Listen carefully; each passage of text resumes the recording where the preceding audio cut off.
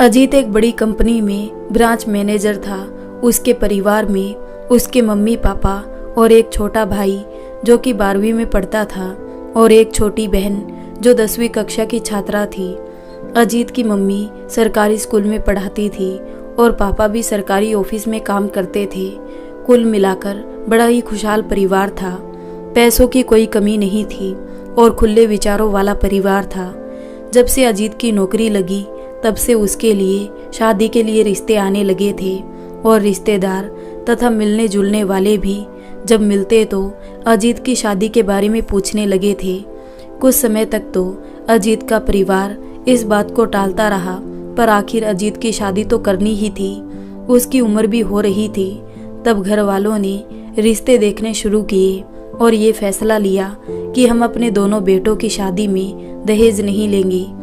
यही सोचकर उन्होंने एक मध्यम वर्गीय परिवार की एक लड़की जो देखने में सुंदर और सुशील दिखती थी और साथ ही पढ़ी लिखी भी थी, उसे अपनी बहू बनाने का फैसला किया। लड़की देखने अजीत के परिवार के लोग लड़की के घर गए। वहां पर उनकी खूब खातिरदारी की गई और लड़की जिसका नाम नीता था उसे बुलवाया गया। अजीत के घर वालों और खुद अजीत को भी नीता पसंद आ गई तो दोनों को बातें करने अलग भेज दिया गया। थोड़ी देर बाद दोनों की रजामंदी मिलने पर अजीत की मम्मी ने अपने सोने के कड़े अपने हाथों से निकालकर नीता को पहना दिए और नीता की मम्मी ने भी अजीत का टीका करके उसे शगुन दे दिया। फिर अजीत की मम्मी बोली कि अच्छा, अब हम चलते हैं और हम शादी की तारीख अपने पंडित जी से निकलवाकर आपको बता देंगे। इतना कहकर अजीत के परिवार वाले अपने घर वापस आ गए।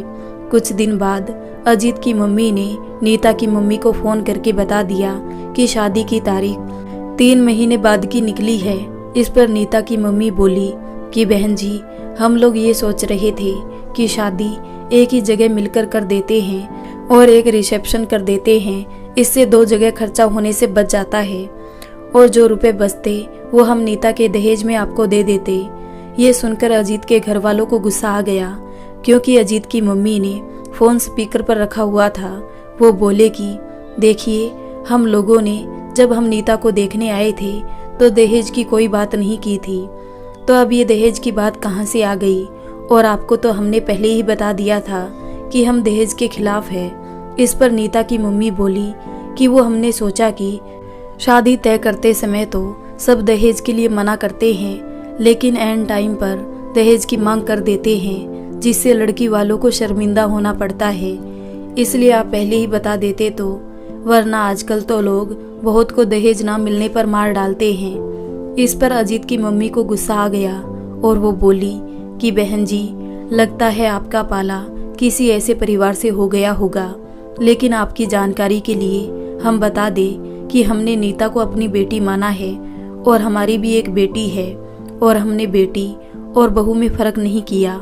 इसके बाद भी अगर आपको लगता है कि आपकी बेटी हमारे यहाँ शादी के बाद खुश नहीं रहेगी तो आप शौक से उसकी शादी कहीं और तय करें। हम ये रिश्ता अभी इसी समय तोड़ते हैं। ये सुनकर नीता की मम्मी बहुत ज्यादा घबरा गई।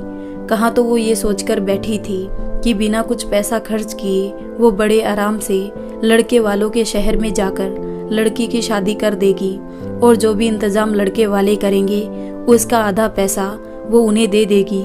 लेकिन यहाँ पर तो उनका खेल ही उल्टा पड़ गया, जबकि नीता के पापा ने उन्हें पहले ही अच्छी तरह समझा दिया था कि लड़के वालों की मैं पूरी छानबीन करके आया हूँ। वो परिवार बहुत अच्छा है, इसलिए शादी हम अपने घर से ही करेंगे। लेकिन पैसे बचाने के चक्कर में वो अब तोड़ने की नौबत पर आ गई थी।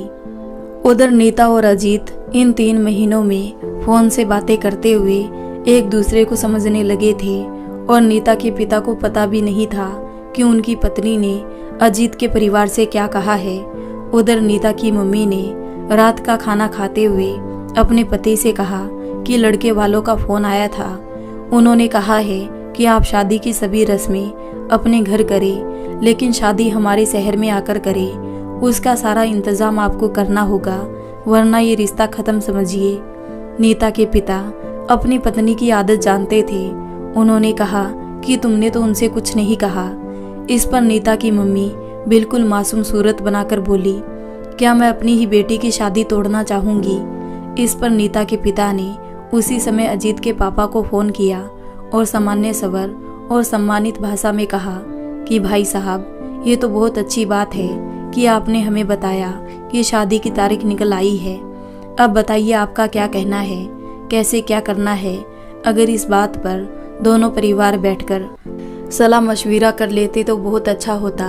अजीत के पापा जी ने पहले ही फ़ोन को स्पीकर पर रखा हुआ था, जिसे घर के सभी लोग सुन रहे थे। अजीत के पापा जी के साथ परिवार के सभी लोग हैरान थे कि क्या नीता की मम्मी ने उन्हें कुछ भी नहीं बताया। तब अजीत के पापा जी बोले कि क्या बहन जी ने आपको कुछ नहीं बताया? इस पर नीता के पिता बोले कि हाँ, उन्होंने अभी अभी मुझे बताया कि आप लोगों ने उनसे कहा है कि हम लोग आपके शहर में आकर शादी करें और सारे इंतजाम हम लोग ही, यानी लड़की वाले ही करें, वरना ये शादी तोड़ दी जाएगी। ये सुनकर अजीत के पापा जी समेत सारा परिवार भौचक्का रह गया कि कैसी दोगली औरत है, हमसे कुछ और अपने पति से कुछ और। इस पर थोड़ा सोचकर अजीत के पापा जी बोले कि ठीक है भाई साहब, आप लोग परसों रविवार है तो आ जाइए, फिर बैठकर बातें करते हैं। इतना कहकर उन्होंने फ़ोन काट दिया और फिर सब आपस में बातें करने लगे कि अगर माँ ऐसी है तो बेटी कैसी होगी। इस पर सबने अजीत से पूछा कि देखो बेटा, ये तुम्हारी पूरी जिंदगी का सवाल है। क्या तुम्हें लगता है कि नीता अच्छी लड़की है और तुम तो उससे मिल चुके हो, तो तुम्हें क्या लगता है क्या वो इस परिवार को अपनाएगी? इस पर अजीत बोला कि जहाँ तक मैं जानता हूँ नीता अपनी मम्मी जैसी बिल्कुल नहीं है। अगर आप चाहे तो उससे बात करके तसल्ली कर ले और उसके बाद ही कोई फैसला ले। ये सुनकर अजीत की मम्मी बोली ठीक है, लगाओ फ़ोन उसे, जरा देखे कैसे विचार है हमारी होने वाली बहू के। तब अजीत ने नीता को फ़ोन लगा दिया। उसे इसके बारे में कुछ नहीं पता था तो उसने फ़ोन उठाया। तब अजीत बोला कि नीता, आज मम्मी तुमसे बात करना चाहती है। तब नीता चौंक कर बोली क्या हुआ? मुझे डर लग रहा है, क्या कोई बात हो गई? इस पर अजीत बोला नहीं, ऐसा कुछ नहीं है, वैसे ही तुमसे बात करना चाहती है। और फिर फ़ोन को स्पीकर पर करके उसने फ़ोन अपनी मम्मी को दे दिया। उधर से आवाज़ आई नमस्ते मम्मी जी। अजीत की मम्मी ने उसे नमस्ते का जवाब दिया और फिर हाल चाल पूछकर उन्होंने पूछा कि नीता, एक बात बताओ कि तुम किस तरह का परिवार पसंद करती हो, एकल या संयुक्त परिवार? इस पर नीता बोली जी संयुक्त परिवार, क्योंकि उसमें सब मिलकर रहते हैं। तीज त्योहार पर बड़ा ही खुशनुमा माहौल बन जाता है। उसके बाद अजीत की मम्मी बोली एक बात और बताओ, अगर शादी के बाद कोई बाहर वाला तुम्हें कहे कि तुम अपने पति के साथ अलग रहो तो तुम क्या करोगी? इस पर नीता बोली कि मैं बाहर वालों की बात को अनसुना करके अपने परिवार की हित की बात को ध्यान में रखकर फैसला लूंगी। इस तरह अजीत की मम्मी ने 3-4 सवाल और पूछे। उसके बाद फ़ोन अजीत को पकड़ा दिया। नीता के जवाब सुनकर अजीत के परिवार वाले संतुष्ट थे। अब रविवार को नीता के पिता अपनी पत्नी के साथ अजीत के घर मिठाई के डिब्बों के साथ आए और फिर चाय नाश्ते के बाद अजीत के पिता ने कहा कि भाई साहब, जैसा कि बहन जी ने आपसे कहा कि हम हमारे शहर में शादी करना चाहते हैं, तो आज मैं आपको अपने शहर के कुछ मैरिज हॉल और कैटरिंग वालों से मिलवा देता हूँ। आप उनसे बात करके अपने हिसाब से बात कर लेना। और रही बात दहेज की, तो हमें सिर्फ नीता चाहिए और कुछ नहीं। भगवान की कृपा से हमारे घर में कोई कमी नहीं है। ये सब सुनकर नीता की मम्मी के मन में अजीत के घर आने से पहले जो डर था वो उनकी बातों से खत्म हो गया। कहाँ तो वो सोच रही थी कि अजीत के पापा कहीं मेरी पोल ना खोल दे, लेकिन ऐसा नहीं हुआ। वो बहुत खुश हुई, लेकिन अजीत की मम्मी के व्यवहार को देखकर उन्हें थोड़ा असहज महसूस हो रहा था, क्योंकि वो बहुत ही खुश नजर नहीं आ रही थी। खैर, बेटी का रिश्ता नहीं टूटा, इस बात को लेकर बहुत खुश थी। थोड़ी देर बाद नीता की मम्मी पापा अजीत के पापा के साथ मैरिज हॉल और कैटरिंग के यहाँ पर जाकर उनसे बात करके फ़ोन नंबर आदि ले रहे थे। सबने नीता के पापा को विश्वास दिलाया कि आप जब जो तारीख बताओगे हम उस दिन की बुकिंग मेहमानों की संख्या के हिसाब से कर देंगे। पूरी तरह आश्वस्त होकर नीता के पापा मम्मी अजीत के पापा के साथ शाम तक घर आए तो उन्हें चाय नाश्ता तैयार मिला। जिसे करके वो लोग अपने शहर, जो कि आधे घंटे की दूरी पर था, उसके लिए लौट गए। जल्दी ही शादी का दिन भी आ गया और नीता अजीत की दुल्हन बनकर अपने ससुराल आ गई। सारा दिन तो रस्मों रिवाजों को निभाने में गुजरा। दोपहर में थोड़े समय के लिए अजीत की मम्मी ने नीता को आराम करने अपनी बेटी के कमरे में भेज दिया। उसके बाद शाम को महिला संगीत था, तो उसके लिए नीता को तैयार होने को कहकर अजीत की मम्मी नीचे हॉल कमरे में आ गई। थोड़ी देर बाद अजीत की बहन और भाभियां नीता को लेकर हॉल कमरे में ले आई और एक और बिठा दिया। सभी औरतें ढोलक पर गीत गाती रही, फिर कुछ ने डांस भी किया। इस पर एक औरत बोली अजीत की मम्मी कि आपकी बहू को ढोलक बजाना और गाना तथा नाचना नहीं आता। अब अजीत की मम्मी ने एक बार भी नीता से कभी ये सब नहीं पूछा था। अभी वो कुछ जवाब देती, इससे पहले ही नीता ने ढोलक को अपनी ओर करके बहुत ही सुरीली आवाज में एक गीत सुनाया। फिर उसने अजीत की मम्मी की ओर देखा तो वो नीता को प्रशंसा की नज़रों से देख रही थी। फिर एक औरत बोली कि बहू तो बहुत अच्छा गाती है, लगता है इसे नाचना भी आता होगा। तब अजीत की मम्मी का इशारा पाकर नीता ने एक बहुत ही अच्छे गाने पर बहुत बढ़िया डांस किया। ये सब देखकर सभी औरतें बहुत खुश हुई और नीता की तारीफ करते हुए, अजीत की मम्मी को बधाई देते हुए और व्यवहार देखकर खा पीकर अपने घर चली गई। इधर रात भी बहुत हो गई थी, तो अजीत की मम्मी ने नीता और अजीत को खाना खिलाकर उनके कमरे में भेज दिया और खुद भी सब काम निपटाकर आराम करने चली गई। इधर नीता और अजीत अपने कमरे में कब एक दूसरे की बाहों में दो जिस्म एक जान हो गए, उन्हें खुद ही पता नहीं चला। वो तो सुबह घड़ी की अलार्म से नीता की आंख खुली, जिसे उसने रात को ही लगा दिया था। सुबह के 5 बजे थे। वो उठी और नहाकर तैयार होकर नीचे आई और सबसे पहले उसने अजीत की मम्मी के पैर छुए, तो उसने देखा कि अजीत की मम्मी किचन में बचे हुए मेहमानों के लिए चाय बना रही थी। तो वो बोली कि मम्मी जी लाइए, मैं चाय बना देती हूँ। इस पर वो बोली कि अभी नहीं, जब तक तुम्हारे हाथों की मेहंदी का रंग नहीं उतर जाता तब तक तुम रसोई में काम नहीं करोगी। हाँ, 2-4 दिन में तुम्हारी रसोई की रस्म जरूर करवा दूंगी। तब नीता बोली कि मैं खाली बैठी क्या करूंगी। इस पर अजीत की मम्मी बोली तुम बैठकर देखना कि किसको क्या पसंद है क्या नहीं। 2 दिन बाद नीता पग फेरी की रस्म के लिए मायके गई, तो घर जाकर सबसे मिली। फिर रात को उसकी मम्मी ने उससे पूछा कि ससुराल में सब कैसे हैं, तेरे साथ कैसा व्यवहार है। तो नीता ने सबकी तारीफ की। तब नीता की मम्मी ने पूछा कि तुम लोग हनीमून पर कब जा रहे हो।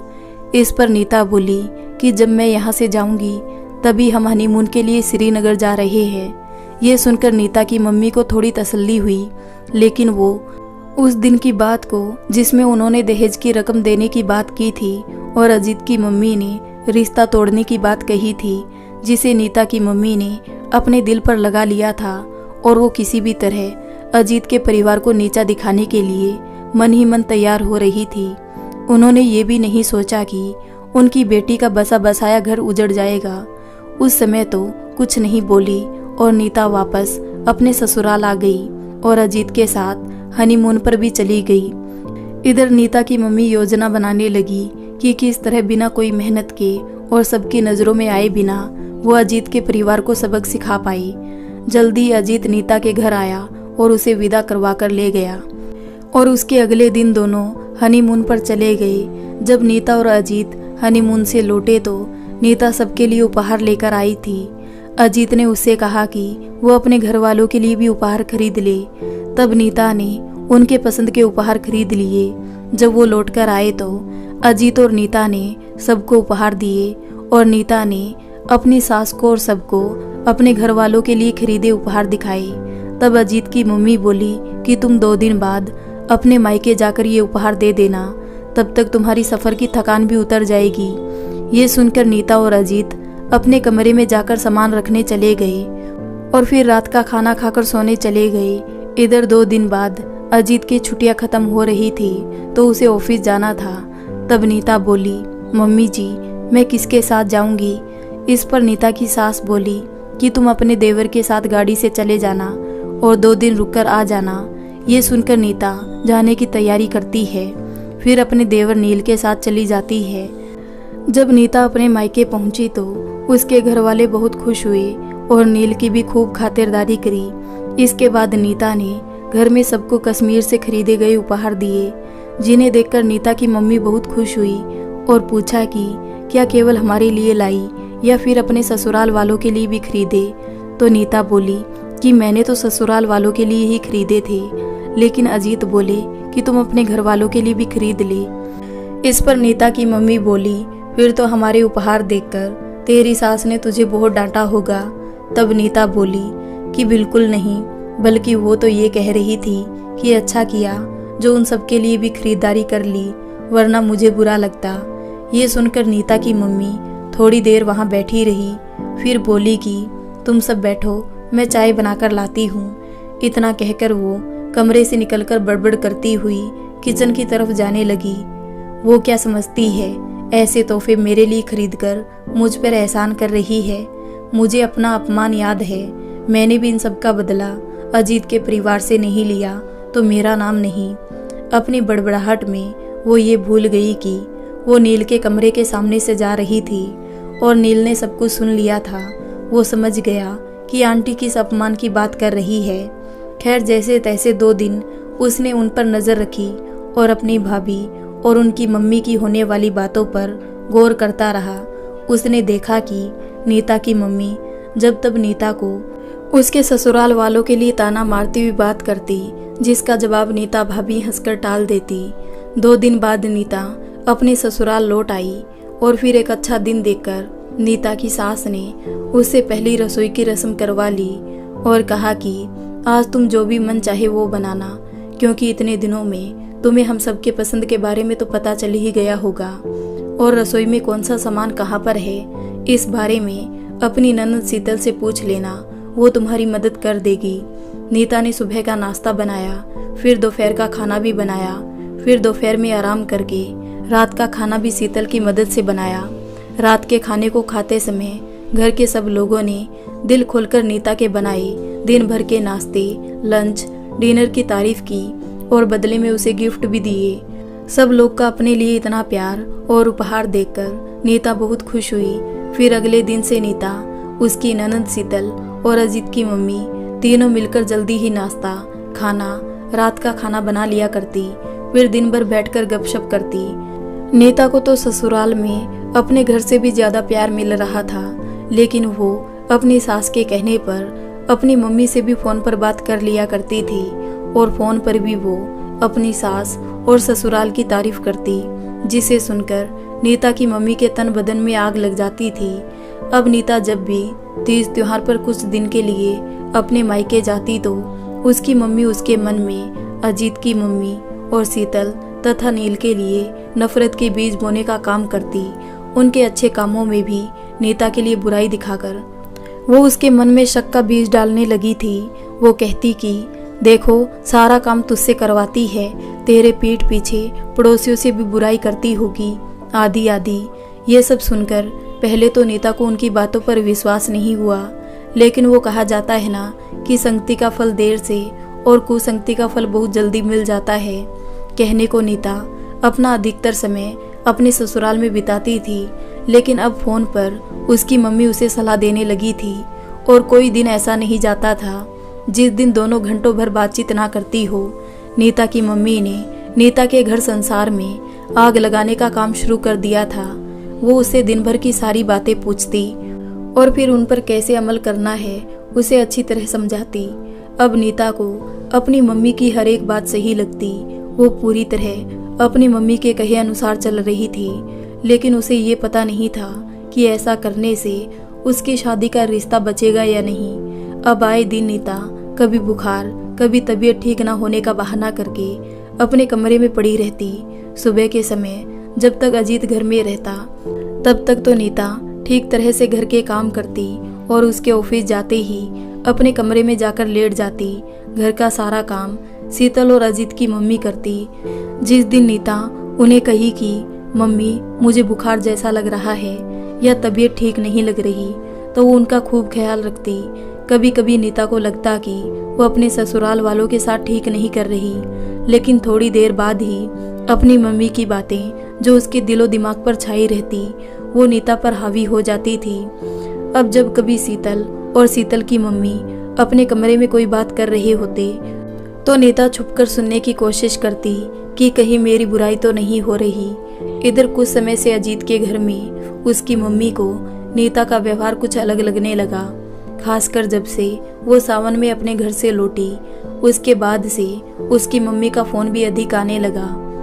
पहले जब नीता की मम्मी का फ़ोन आता तो सबके सामने फ़ोन पर बात करती थी, लेकिन अब जैसे ही फ़ोन आता वो अपने कमरे में चली जाती और बहुत देर तक बातें करती थी। इधर नील ने जिस दिन वो नीता के साथ अपने घर लौटा था उसी दिन रात को नीता की मम्मी की कही बात बता दी थी, इसलिए अजीत की मम्मी को नीता के बदले हुए व्यवहार से ज़्यादा धक्का नहीं लगा। वो अनुभवी महिला थी, वो समझ गई थी कि बेटी की गृहस्थी में माँ का हस्तक्षेप शुरू हो गया है और अब नीता अपनी मम्मी के कहे अनुसार ही व्यवहार कर रही है। इस पर भी कभी उन्होंने नीता पर कोई पाबंदी नहीं लगाई और धैर्य धारण कर सब कुछ देखती रही।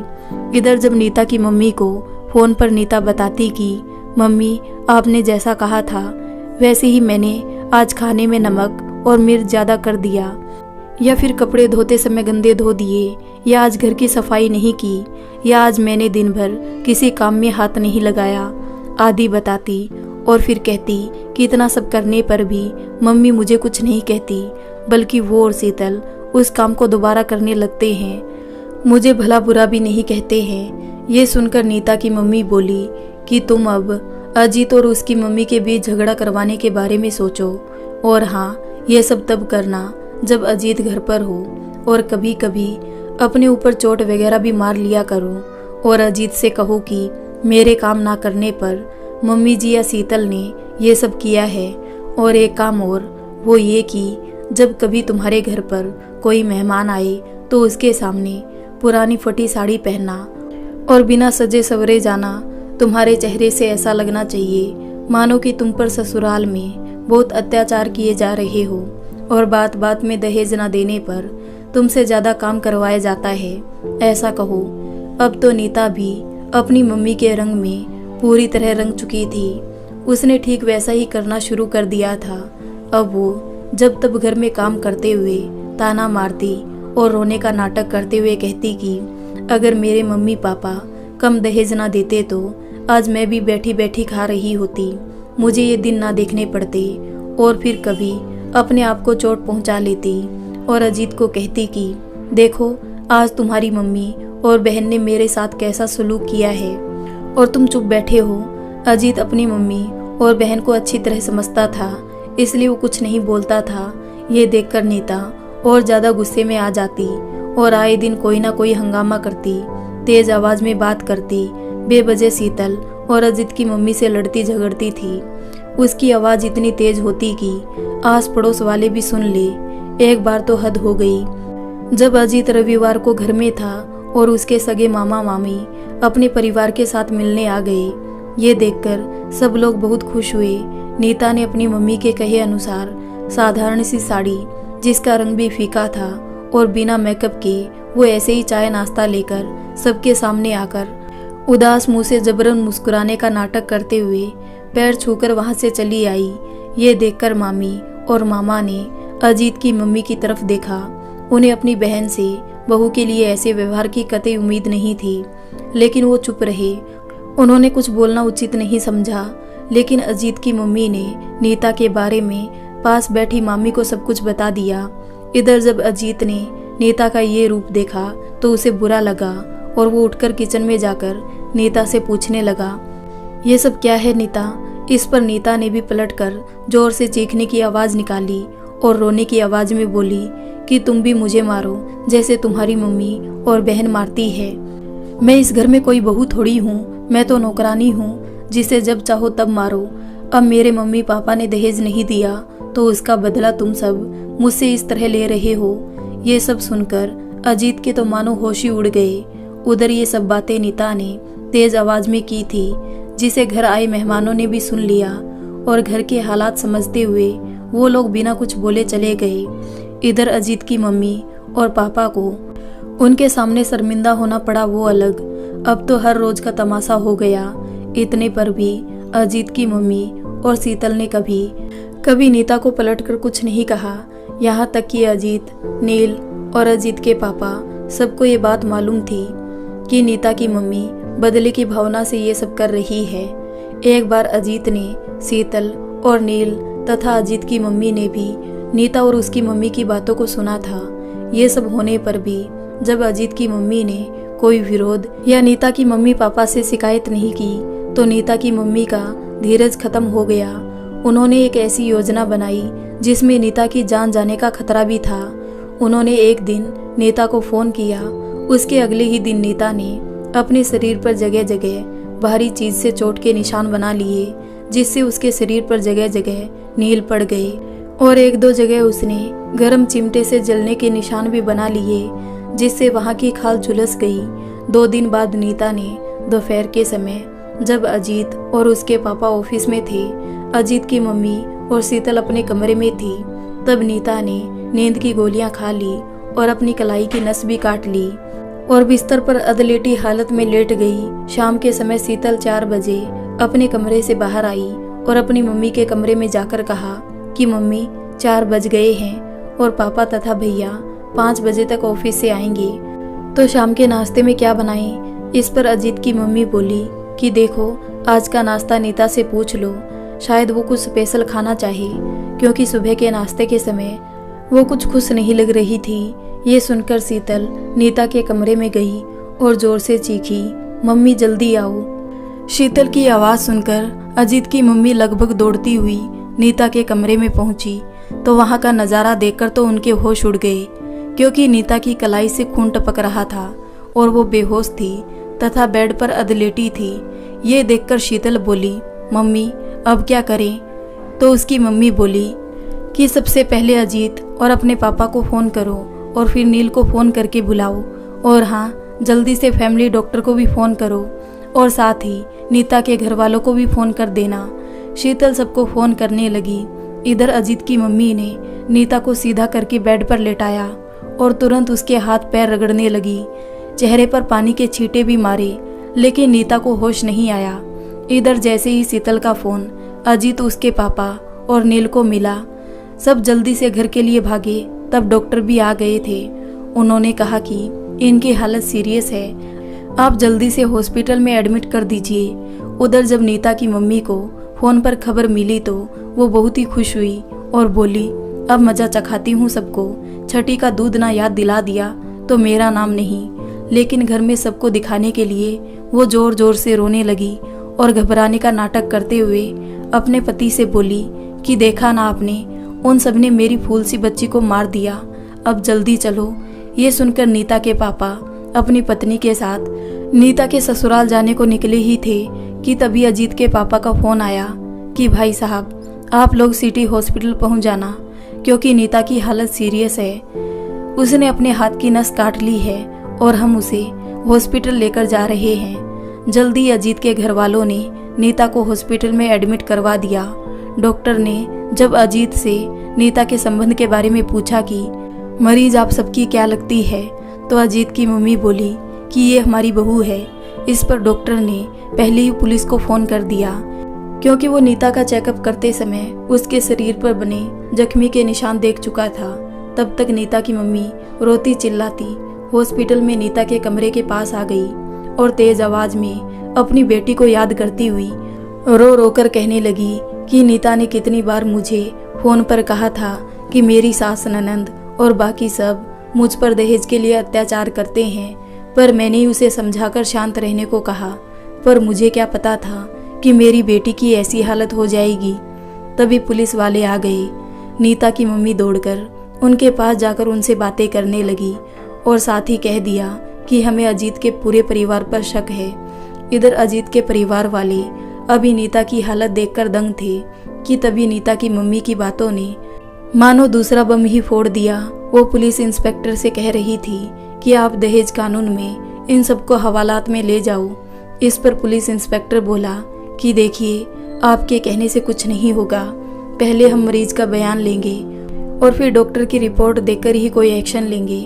अब सब लोग नीता के होश में आने का इंतजार कर रहे थे। डॉक्टर ने उसकी चोटों का इलाज करके उसके शरीर से नींद की गोलियों को खाने से होने वाली नींद के लिए भी इंजेक्शन दे दिया था।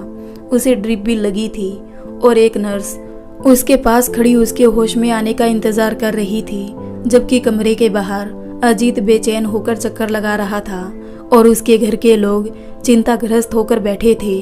जबकि नीता के पापा बेचैन दिख रहे थे, वही उसकी मम्मी आश्वस्त होकर बैठी थी, लेकिन चेहरे पर ऐसे भाव बना रही थी मानो उनकी बेटी मर रही हो।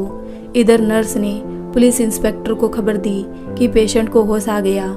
तब घर के सभी लोग नीता के कमरे में जाने लगे तो इंस्पेक्टर ने रोककर कहा, पहले हम पेशेंट का बयान लेंगे, फिर आप लोग उनसे मिल सकते हैं। ऐसा कहकर इंस्पेक्टर नीता के पास जाकर उसका बयान लेने लगा और एक सिपाही उसके कागज पर लिखने लगा। बयान सुनते सुनते इंस्पेक्टर के चेहरे के भाव भंगिमा बदलने लगी और बयान लेने के बाद बाहर आया। फिर नीता के मम्मी पापा से कहा कि आप लोग अंदर जा सकते हैं, नीता आप दोनों से मिलना चाहती है। तब अजीत बोला कि सर, क्या हम लोग भी नीता से मिल सकते हैं? इस पर इंस्पेक्टर बोला कि नहीं, आप लोग नीता जी से नहीं मिल सकते। उन्होंने आप पर दहेज न देने के कारण उत्पीड़न और जान से मारने की कोशिश का हत्या करने का आरोप लगाया है। खास तौर पर अजीत जी आप पर और आपकी मम्मी पर, जबकि आपके पापा और बहन भाई पर आंदोलन का साथ देने का आरोप लगाया है। इसलिए मुझे जबरन आपको पुलिस स्टेशन ले जाना होगा। ये सुनकर अजीत के घर के सभी लोग दंग रह गए और एक दूसरे को अचरज से देखते हुए बोले कि नहीं सर, नीता को जरूर कोई गलतफहमी हुई होगी, हम सब तो उसे अपनी बेटी की तरह रखते थे। तब इंस्पेक्टर बोला कि नीता जी का कहना है कि उनके पास आप सबके खिलाफ सबूत है। ये सुनकर अजीत के घर वाले और भी ज्यादा हैरान रह गए और फिर पुलिस इंस्पेक्टर उन सबको पुलिस स्टेशन ले गई। तब तक अजीत बोला कि सर, क्या मैं अपने वकील को फोन कर सकता हूँ? तब इंस्पेक्टर ने हामी भर दी, क्योंकि उसे उन सबको देखकर ऐसा लग रहा था कि ये परिवार दहेज लेने वालों में से नहीं है। सब लोग कितना शांत है और अपनी बहू का बयान सुनकर कितना चौंक गए थे, और अगर ये ऐसा करते भी तो खुद नीता को हॉस्पिटल लेकर नहीं आते। अजीत ने अपने वकील दोस्त को बुलाया। उसे अपनी मम्मी पापा, नील और शीतल की चिंता ज्यादा थी।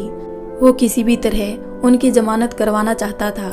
अजीत ने जब वकील से कहा कि यार, तुम जल्दी से कोर्ट में जाकर मेरे घर वालों की जमानत का इंतजाम करो। इस पर सुरेश, जो अजीत का वकील था, बोला, अजीत तुम नहीं जानते, आज शुक्रवार है और शाम के 6 बजे हैं। इस समय कोर्ट बंद हो गया होगा और कितना परसों कोर्ट बंद रहेगा। और सबसे बड़ी बात की पुलिस वाले भी अभी केस कोर्ट में फाइल नहीं कर सकते जब तक कि नीता का बयान और रिपोर्ट उनको नहीं मिल जाती, या फिर नीता भाभी के घर वाले तुम सबके खिलाफ रिपोर्ट नहीं लिखवाते। इस पर अजीत बोला, तो क्या हम सबको सोमवार तक यही हवालात में रहना होगा? तब सुरेश बोला, अब मजबूरी है, क्या कर सकते हैं। उधर नीता के मम्मी पापा नीता के पास बैठे थे और पापा बड़े परेशान दिख रहे थे। तब नीता की मम्मी ने बोला कि आप क्यों परेशान हो रहे हो? इस पर नीता के पापा बोले कि मुझे पता नहीं क्यों विश्वास नहीं हो रहा कि नीता के ससुराल वाले ऐसा कर सकते हैं। तब नीता की मम्मी बोली कि नीता की हालत देखकर भी आपको यकीन नहीं हो रहा है। अब नीता के पापा चुप थे। यही सही मौका देखकर नीता की मम्मी नीता से बोली कि बेटा, क्या अब भी तुम अजीत के साथ रहना चाहती हो, वापस अपने ससुराल जाना चाहती हो? क्योंकि जैसा तुम कहोगी हम वैसा ही करेंगे। उन्होंने पहले ही नीता को समझा दिया था कि जब पुलिस बयान ले तो क्या कहना है, और किसी भी हालत में ससुराल में नहीं जाना है, बल्कि गुजारा भत्ता की मांग करनी है, साथ ही तलाक भी लेना है। नीता ने ठीक वैसा ही कहा। तब भी नीता के पापा, जिनको माँ बेटी की साजिश का बिल्कुल भी पता नहीं था, उन्होंने पुलिस में रिपोर्ट करके तलाक के लिए कागज तैयार कर और इसलिए अपने वकील के हाथों अजीत के पास भिजवा दिया। अजीत अभी अपने परिवार के साथ हवालात में ही था कि नीता के वकील ने उन्हें तलाक का नोटिस भी दे दिया। ये सब देखकर अजीत के तो होश ही उड़ गए। उसने जल्दी ही सुरेश को बुलाकर कहा कि देखो ये सब क्या है, उन्होंने तो कोर्ट बंद होने पर भी ये सब कर दिया। तब सुरेश बोला कि यार तुम नहीं जानते, ये लोग पहले ही पूरी तैयारी के साथ आए हैं, क्योंकि इन्हें पता था कि भाभी किस दिन ये सब करेगी। उस दिन तुम सब इनके इलाज के लिए बदहवास हो रहे होंगे और तुमने इतनी दूर की सोची भी नहीं होगी जितनी भाभी के परिवार वालों ने सोच ली। अब देखो ना, कागज आज की तारीख से 2 दिन पहले के बने हैं और इसमें गुजारा भत्ता की राशि जो हर महीने मांगी गई है वो तुम्हारे और अंकल की तनख्वाह को मिलाकर आधी रकम है। अब तुम समझ सकते हो कि नीता भाभी के परिवार वालों को क्या पता कि तुम दोनों की महीने की सैलरी कितनी है, और फिर तुम्हारे ऊपर केस भी कर दिया और तुम्हारी बदनामी भी कितनी होगी। ये भी सोचा कि तुम्हारी बहन और मम्मी 3 दिन हवालात में रहे, तो जब ये जमानत के बाद अपने घर जाएंगे तो आस पड़ोस में किसी को क्या कहेंगे। और फिर ऐसे केस में पत्नी पक्ष की हर बात को ही सच्चा माना जाता है और अधिकतर मामलों में फैसला पत्नी के पक्ष में होता है। ये सुनकर अजीत के परिवार वाले निराश हो गए और शीतल तो रोने लग गई। अब अजीत की मम्मी बोली कि हे भगवान, ये सब क्या हो गया। अब नील और शीतल की शादी कैसे होगी। हमने तो नीता को सर आंखों पर बिठाया था, किसी बात की कोई कमी नहीं होने दी, जबकि नील ने खुद उसके घर पर उसकी मम्मी को कहते सुना था कि वो हमारे परिवार से अपने अपमान का बदला लेगी, लेकिन वो इस हद तक गिर जाएगी ये हमने नहीं सोचा था। ये सुनकर सुरेश बोला कि आंटी, ये आप क्या कह रही है, लेकिन आपके पास कोई सबूत भी तो नहीं है। अगर आप लोग बुरा ना माने तो मैं आपसे एक बात बहुत दिनों से कहना चाहता था, पर समय उस बात के लिए ठीक नहीं है। मैं बाद में बात करता हूँ। और फिर सुरेश ने एक दिन बाद कोशिश करके शीतल और उसके पापा और नील की जमानत तो करवा दी, लेकिन अजीत और उसकी मम्मी की जमानत नहीं हो पाई। मामला कोर्ट में गया और तरह तरह के सवाल जवाब दिए। नीता की मम्मी ने फोन की रिकॉर्डिंग कोर्ट में पेश की, जिसमें नीता रो रो कर अपना दुखड़ा सुना रही थी कि उसे किस तरह यातना दी जाती है, मारा पीटा जाता है और तो और खाना भी नहीं दिया जाता। नीता की मम्मी ने पहले ही डॉक्टर से मिलकर रिपोर्ट में लिखवा लिया था कि नीता को जहर दिया गया था और उसके शरीर पर चोट के निशान थे। बस यही सबूत दोनों माँ बेटे को सजा दिलवाने के लिए काफी था, लेकिन अदालत ने अजीत की मम्मी की आयु देखते हुए उन्हें 2 साल की सजा दी और अजीत को 7 साल की सजा दी। अदालत का फैसला सुनकर शीतल और नील तथा उनके पापा बहुत रोए, लेकिन अजीत ने और सुरेश ने सबको तसल्ली दी।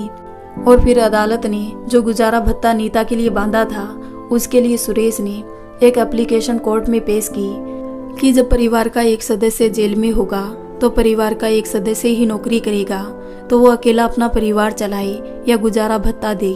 इसलिए मेरी अदालत से प्रार्थना है कि वो गुजारा भत्ता की राशि कम करने की कृपा करे। ये सुनकर अदालत ने गुजारा भत्ता की राशि 1/3 कर दी और फिर नीता अपने ससुराल गई और जाकर उसके मम्मी पापा ने जो सामान उसकी शादी में दिया था उसकी लिस्ट उन्होंने पहले ही अदालत में आकर दी थी। इसलिए पुलिस के साथ जाकर नीता के मम्मी पापा ने सब सामान वहां से लिया और अपने घर नीता के साथ गए। अदालत ने ये तय किया कि गुजारा भत्ता की तय राशि नीता के बैंक अकाउंट में जमा कर दिया जाएगा। इधर अजीत के घर में, जहां उसके परिवार वाले आस पड़ोस में और मिलने जुलने वालों के सामने खुद को अपमानित महसूस कर रहे थे, वहीं नीता के घर में खुशियों का माहौल था, क्योंकि उन्होंने एक दहेज लोभी परिवार को सजा दिलाई है। धीरे धीरे 2 साल बीत गए, लेकिन अजीत की मम्मी के लिए वो 2 साल 100 साल से कम नहीं थे। वो घर लौट आई थी और वो घर से बाहर नहीं निकली थी। शीतल तो मानो हंसना ही भूल गई थी। शीतल क्या, पूरा परिवार ही गुमसुम हो गया था। महीने में एक बार सब लोग अजीत से मिलने जेल जरूर जाते थे। अजीत भी बहुत कमजोर हो गया था, लेकिन अजीत की नौकरी चली गई थी और यार दोस्तों ने भी उससे मुंह मोड़ लिया था। लेकिन अजीत के दोस्त सुरेश वकील ने अजीत का साथ नहीं छोड़ा। वो लगातार अजीत के घर आता और कभी कभी अपनी बहन को भी साथ ले आता था। एक दिन बातों बातों में अजीत के मम्मी पापा को पता चला कि सुरेश और उसकी बहन अनाथ है। जब सुरेश 10वीं क्लास में था तो उसकी मम्मी पापा की मृत्यु एक एक्सीडेंट में हो गई थी। तब से सुरेश ने ही अपनी बहन को मेहनत करके पाला पोसा, बड़ा किया और खुद भी पढ़ाई करके वकील बन गया। जबकि उसकी बहन 12वीं कक्षा के बाद घर में कोचिंग पढ़ाने लगी, साथ ही ग्रेजुएशन भी पूरा कर लिया है। अब सुरेश को उसकी शादी के लिए लड़की की खोज थी, लेकिन उसकी बहन का कहना था कि पहले भैया शादी कर ले, घर को कोई संभालने वाली आ जाए, तब मैं शादी करूंगी। उन दोनों भाई बहन के प्यार को देखकर अजीत के घर वाले बहुत प्रभावित हुए। देखते ही देखते 7 साल बीत गए। आज अजीत की रिहाई होनी थी। जब अजीत बाहर आया तो देखा कि सुरेश और उसकी बहन के साथ साथ पूरा परिवार खड़ा था। सब लोग घर वापस लौट आए। तब सुरेश बोला कि आंटी जी और अंकल जी, मैं आज आप सबसे एक बात कहना चाहता हूँ। ये बात मैं पहले भी कर सकता था, पर मैंने सोचा अजीत के आने पर ही मैं सबसे ये बात करूं।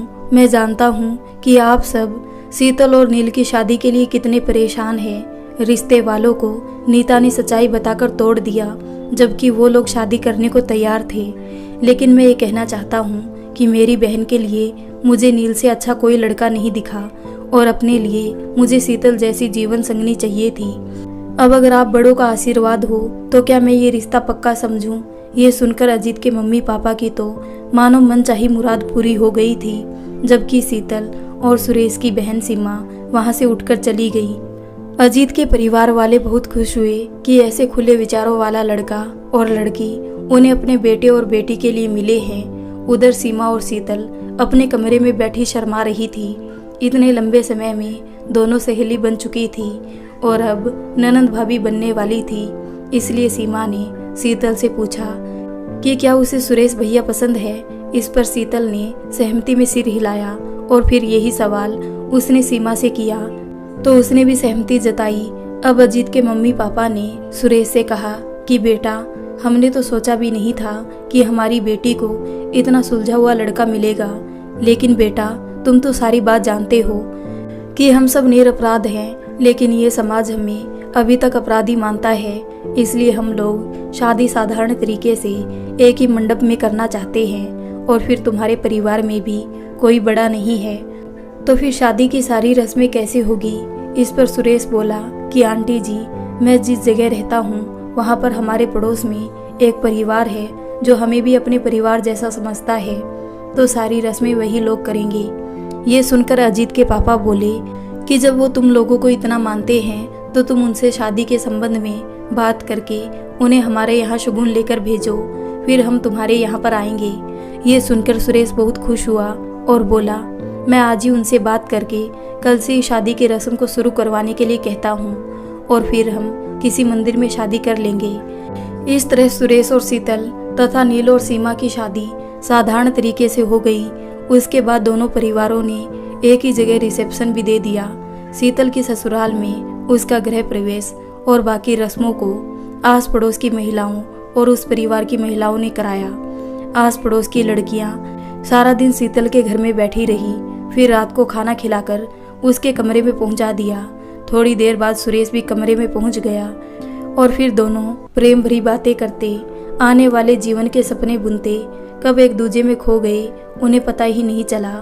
इधर सीमा और नील भी अपने कमरे में नए जीवन की शुरुआत कर चुके थे। अब बचा अजीत, जो अब तक 7 साल की सजा के बाद एकदम से अकेलेपन और चिड़चिड़ापन से भर गया था। उसके अंदर की सोच अब नेगेटिव हो चुकी थी। उसे ऐसा लगता कि उसके चारों ओर के लोग उसका उपहास उड़ा रहे हैं। इस कारण वो हमेशा अपने कमरे में ही रहता, यहाँ तक कि वो अपने सगे भाई बहन की शादी में भी शामिल नहीं हुआ। और धीरे धीरे उसकी नेगेटिव सोच इतनी बढ़ गई कि वो कभी कभी हिंसात्मक व्यवहार करने लगता, कभी खुद को चोट मार लेता। ये सब देखकर उसके मम्मी पापा और नील सीमा बहुत दुखी होते। उन्होंने उसका इलाज भी करवाने की कोशिश की, लेकिन उसने डॉक्टर और नर्स पर भी हमला कर दिया। इस पर डॉक्टर ने कहा कि इनका मानसिक संतुलन बिगड़ गया है, जिसका प्रभाव पूरे परिवार पर पड़ सकता है। इसलिए आप इन्हें पागल खाने में एडमिट करवा दें, क्योंकि जहाँ तक मैं जानता हूँ आपकी छोटी बहू माँ बनने वाली है, तो उसकी सेफ्टी के लिए आपको ये काम करना ही होगा। आखिर मन मारकर दिल पर पत्थर रखकर अजीत को पागल खाने भेज दिया गया। उधर नीता भी अपनी मम्मी के कहे मुताबिक तलाक तो ले चुकी थी और मायके में ही रहती थी। नीता की मम्मी को एक अच्छी खासी रकम हर महीने मुफ्त मिल जाती, जिसे वो नीता से किसी न किसी बहाने से ले लेती थी और कुछ पैसे नीता को हाथ खर्च के लिए दे देती थी। नीता अपनी मम्मी के कहे में ऐसी पड़ी कि उसे अपने भविष्य की जरा भी चिंता नहीं थी। लेकिन कहते हैं ना कि वक्त एक जैसा नहीं रहता है। वो दिन भी आ गया जब उसकी छोटी बहन की शादी तय हुई तो नीता को बहन के ससुराल वालों के सामने नहीं आने दिया गया और फिर तो मानो शादी की सभी रस्में और शॉपिंग में भी नीता को इग्नोर किया गया। ये सब देखकर नीता का मन खून के आंसू रो रहा था। उसकी मम्मी ने एक बार भी उससे ये नहीं कहा कि तुम भी बहन की शादी में पहनने के लिए एक साड़ी खरीद लो। अब नीता के पास तो इतने भी पैसे नहीं थे कि वो अपने लिए एक जोड़ी कपड़े खरीद ले। खैर, जैसे ही बहन की शादी हुई कि कुछ महीने बाद ही भाई की शादी भी हो गई और फिर नई बहू के घर में आते ही सबका ध्यान उस पर चला गया और नीता को सबने इग्नोर करना शुरू कर दिया। नीता तो पहले भी अपनी मम्मी के साथ घर का काम करवाती थी, लेकिन अब तो मानो नई नवेली बहू के घर आने के बाद से वो अपने ही घर में फुल टाइम नौकरानी बन गई थी। जब नई बहू ने नीता के घर में ऐसी दशा देखी तो वो भी उसके साथ वैसा ही व्यवहार करने लगी जैसा सब लोग करते थे। अब नीता की समझ में आया कि उसने अपनी मम्मी की बात मानकर अपनी गृहस्थी में आग लगा ली। वो धीरे धीरे डिप्रेशन में चली गई और नीता की मम्मी ने उसका इलाज भी करवाना ठीक नहीं समझा, बल्कि वो तो उसे इसलिए घर पर रखना चाहती थी कि उन्हें एक मुश्त रकम मिल जाए जो वकील के जरिए घर बैठे मिल जाती थी। इधर एक दिन नीता की हालत इतनी बिगड़ गई, उसने खुद को गहरी चोट मार ली। उसे जब तक अस्पताल ले जाया गया उसने रास्ते में ही दम तोड़ दिया। इधर जब नीता के अंतिम संस्कार के बाद उसके पापा और भाई अस्थि विसर्जन करके लौट रहे थे तो उनकी गाड़ी का भयानक एक्सीडेंट हो गया जिसमें दोनों पिता पुत्र ऑन द स्पॉट मारे गए। अब नीता की मम्मी को अपनी गलती का एहसास हुआ और उन्हें लग रहा था कि भले ही कोर्ट में वो केस जीत गई हो, लेकिन ऊपर वाले की कोर्ट में उनका इंसाफ ठीक हुआ जिसकी सज़ा उन्हें इस तरह मिली। तो दोस्तों, आपको ये कहानी कैसी लगी? अगर अच्छी लगी हो तो वीडियो को लाइक कर दें, हमारे चैनल को सब्सक्राइब कर लें।